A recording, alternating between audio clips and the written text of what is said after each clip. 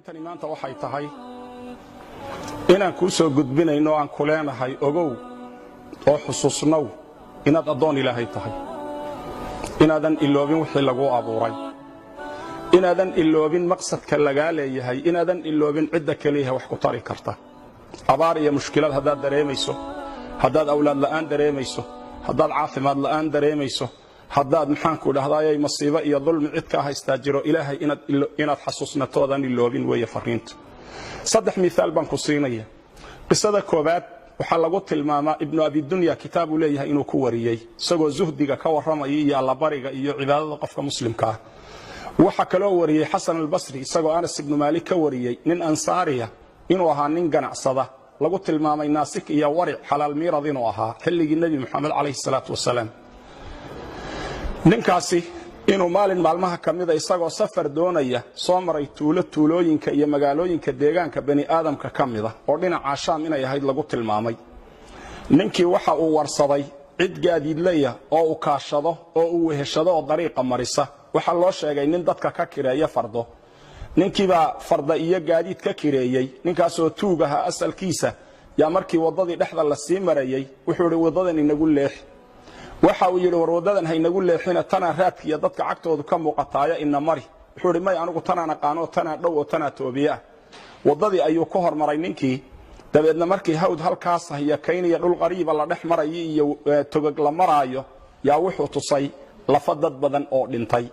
waxa uu ku yiri intaasoo aadama ah aniga ayaa dilay waxaana u qoonsaday inaan furto oo sidaan adiga maanta qaadicu dariiqa kuugu ahay aan maalkaaga iyo dhiigaaga banaysto wuxuu ku yiri maalka iska qaado laakiin dhiigayga ii badbaadi awlaadayda iyo ehelkayga aanu noqdo hooyadayba kaligay dhashay sidii loo hantaatici lahaa ayuu aad u calacalay wuxuu ku yiri inta aan dilayba hadal fiican way yiraahdeen qofna sakama maqal waxa uu yiri waxaan ku yiri war afar rakacadood intaan tukanayo ma ii kaadin kartaa mar hadaad dilayso markaas wuxuu yiri waxa tukataa intaad rabto waxa uu yiri waxaan bilaabay salaad waxaan isku dhaxwaday ducooyin iyo ayad quraan oo qalbigayga ku soo dhacaysay ayada quraankii waxay amman yujibul mudarra idha da'aa wa yakshifu as-su'a wa yaj'alukum khulafa al-ard ilahum ma'a Allah ayada qalbigayga ku soo noqnoqonaysay ducaduna waxay ahayd ya wadud ya dhul arshil majid ya fa'alu lima yurid ducooyinkaas ayuu akhriyay aghithni ya mughith wa aghithni bi ku'al ali ducada markuu akhriyay ya rakacadihiisa ku dhex jiray yaa wuxuu lusku la hortaagnaa warankii uu ku dili lahaa ayuu la hortaagnaayo dhaqso ayuu lahaa wuxuu u jeeday ninkii oo durbadiiba xagga dambe jaleecay oo dhinaca fiiriyay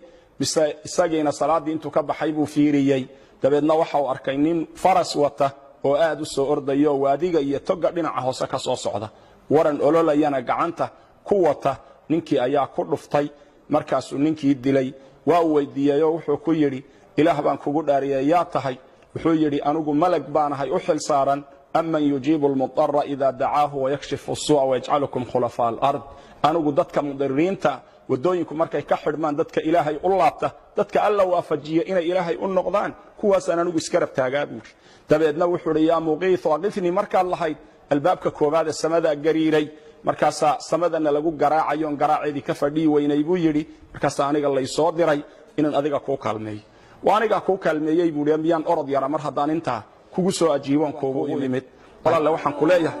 kuma amraya waxaan ka dalbayaa sin xariisa shariidka kooban oo aayadaha quraanka iyo xadiiska iyo qisaska islaamiga ku duuban yihiin cid aad gaarsiin karto dhan gaarsii inta kuugu